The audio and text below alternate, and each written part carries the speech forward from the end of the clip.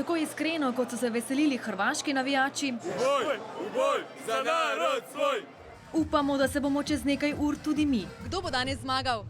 Slovenija. Ja, 1000-krat Slovenija. Domači navijači se zavedajo, da njihova bučna podpora s tribun izjemnega pomena. Vraževerni vedo, k dobremu rezultatu lahko pripomorajo navijaški predmeti, pa tudi bojne barve niso odveč. Se ne bojite Italijanov? Ne se Italijani nas bojijo. Za glasno navijanje je pametno popiti tudi kakšen kozarec pijače iz hmelja, svetujejo Finci, ki so sicer tekmo proti Hrvatom izgubili. Maybe 3 or 4 or 12 maybe. Najbolje pa je, pravijo španski navijači, če nasprotnika prestrašite.